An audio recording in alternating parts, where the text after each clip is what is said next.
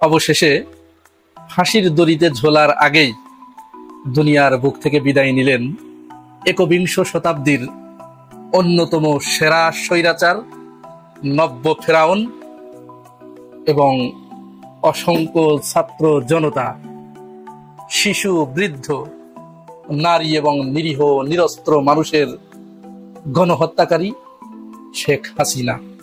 এরকম একটি শিরোনাম আপনারা হয়তো দেখার জন্য অপেক্ষা করছেন, কিন্তু এইটার জন্য আরো কয়েকদিন অপেক্ষা করতে হবে। আমি এখন যেটা বললাম এইটা হয়তো ঘটে গেছে কিংবা ঘটে নাই, তবে যে কোনো মুহূর্তে এটি যে ঘটে গেছে বা ঘটতে যাচ্ছে বা ঘটবে সেটি আপনারা জানতে পারবেন যে কোনো মুহূর্তে। তাহলে আসেন ব্যাপারটা একটু পরিষ্কার করে বলি।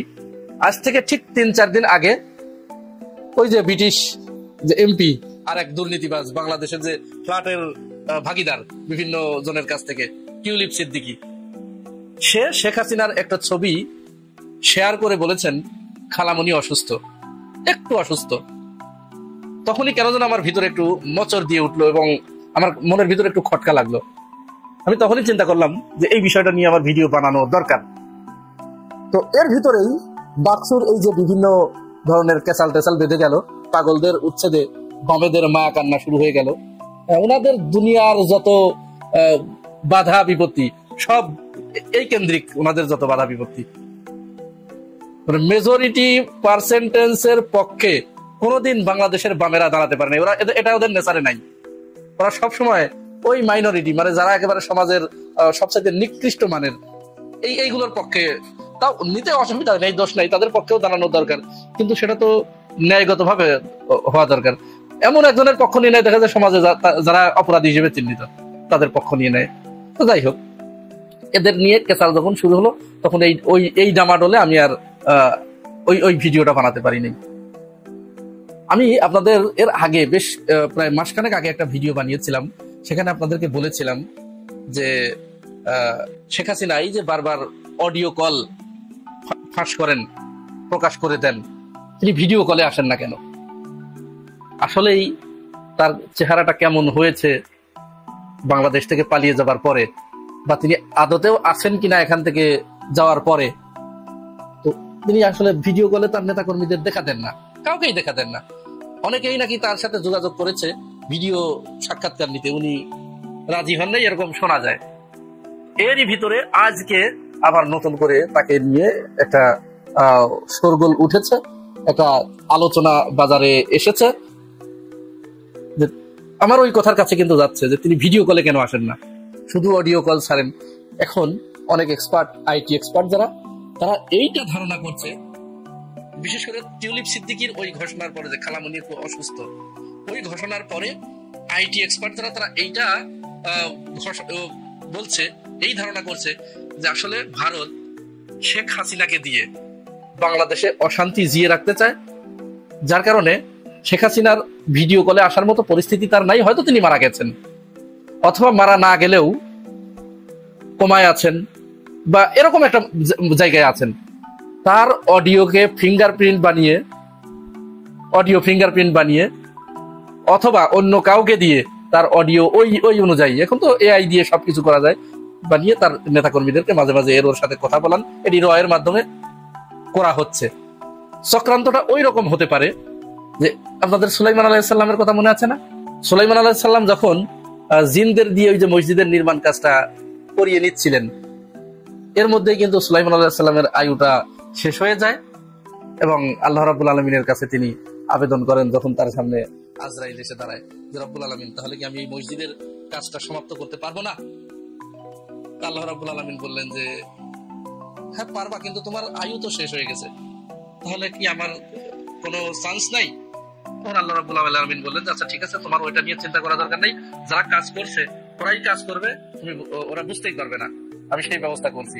তখন ওই যে তার দাঁড়ায় থাকা অবস্থায়, হাতের লাঠিতে ভর দেওয়া ছিল, দাঁড়ায় থাকা অবস্থায় তার জানটা আল্লাহ রাব্বুল আলামিন আজরাইলের মাধ্যমে কবজ করে নিয়ে যান।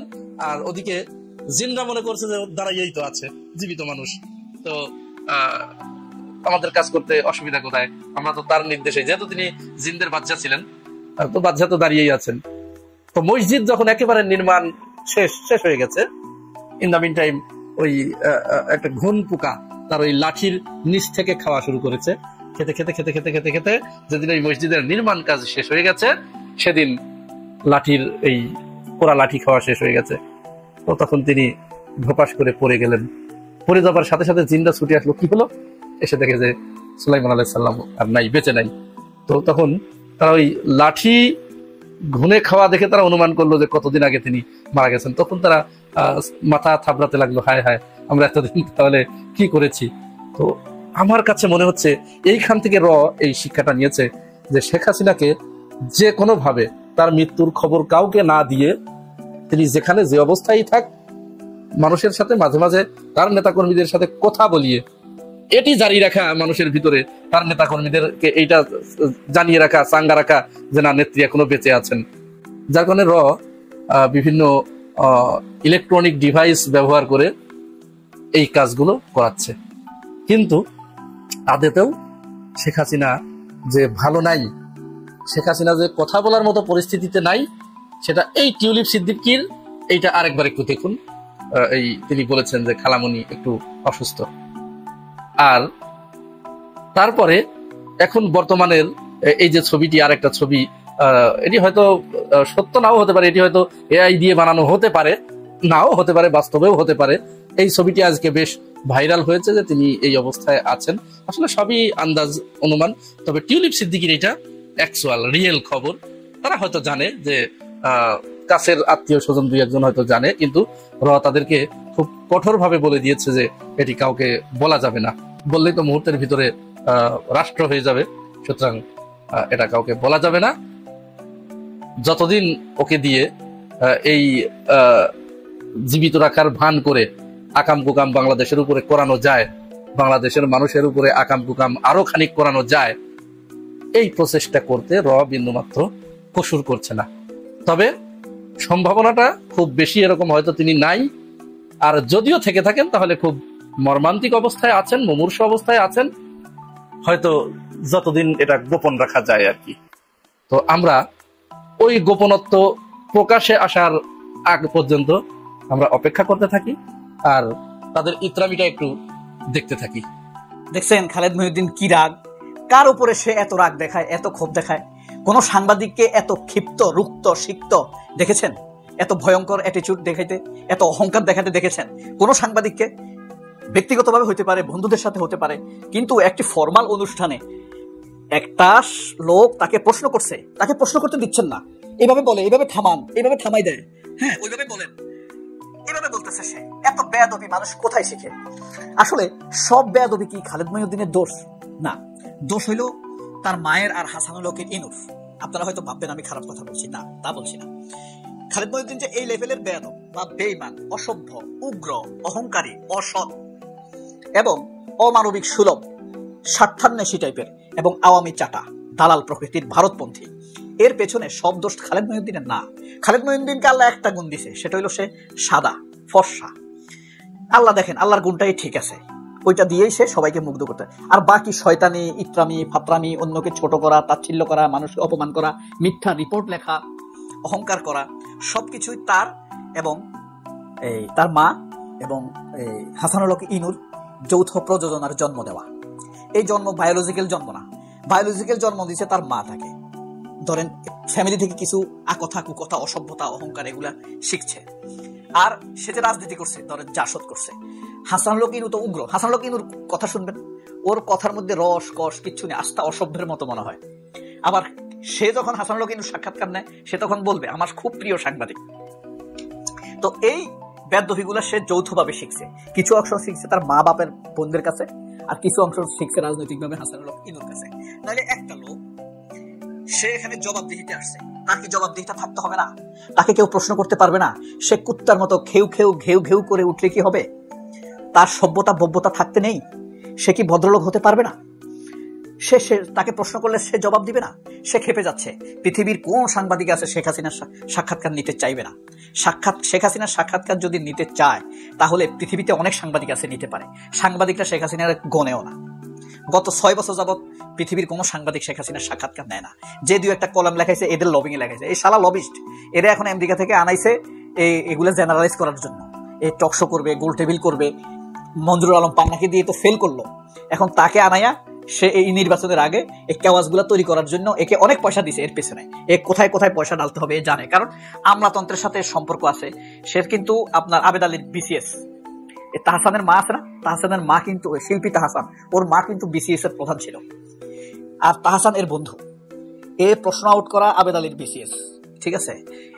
আপনি যে তাকে যত ভালো ছাত্র মনে করছেন তা মোটেও না। ওই যে জাসদ ফাসদ বা বামপন্থী ইউনিয়ন যারা করে জাসদ করতেছে, যে কিছু বইটই পড়ে, আর কিছু আছে ধরেন সলিমুল্লাহ খান, তারপরে আপনার ফরহাদ মাজার, এই ধরনের লোকদের পাঠ চক্রে এরা অংশগ্রহণ করে। এরকম 20-30 জন যায় যারা জাসদ করে, তাদের তো সংখ্যায় কম।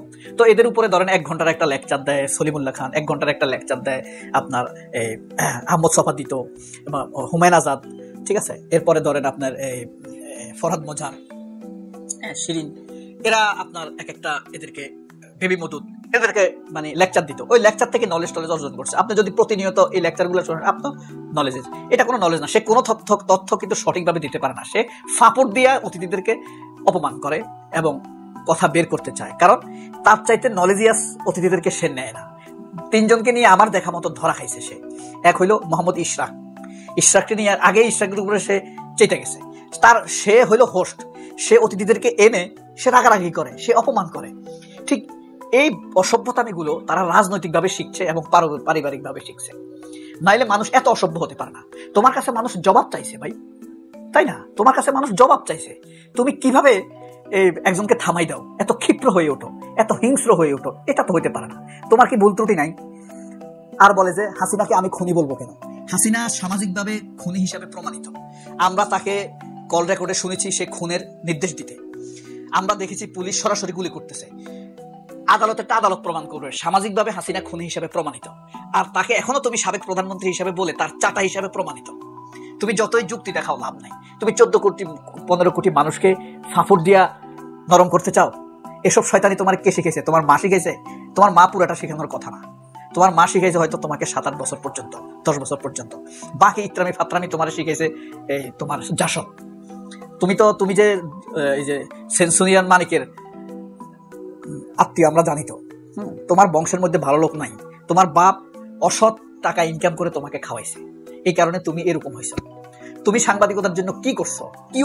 কি উপহার দিছ? তোমার তোলপাড় করা একটা রিপোর্টের কথা আমরা শুনছি, বলো। আর তুমি যে কদিন ম্যাজিস্ট্রেট হিসেবে ছিলা, বাংলাদেশের কপালের ভাগ্য তোমার লাইটটাই বাইর করে নাই। তুমি নিজে আসছো, মানে তোমার লাইটটাই বাইর করতো।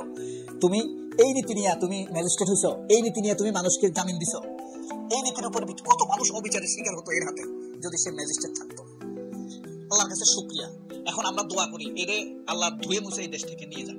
বাস্টার্ডের বাচ্চা বাস্টার্ডকে, এরকম লোক আমগুতে এই দেশের দরকার নেই। এটা দিয়ে আমাদের দেশের কি উপকার হয়েছে? ও সাংবাদিকতা করছে, পয়সা কামাইছে, আমাদের দেশের কোনো লাভ হয় নাই, কোনো সঠিক তথ্য তুলে আনতে পারে নাই।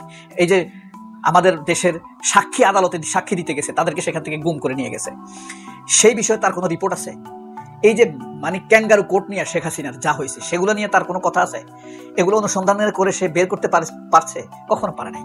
সে পারছে শুধুমাত্র তারেক রহমানকে বলতে, গাইলাইতে, বিএনপিকে গাইলাইছে, আর হাসিনাকে লেজিটিমেসি দিছে। 2024-এর ইলেকশনের আগে সে একটা লিখিত প্রস্তাব দিছে শেখ হাসিনা ক্ষমতায় থেকেই কিভাবে নির্বাচন করতে পারে।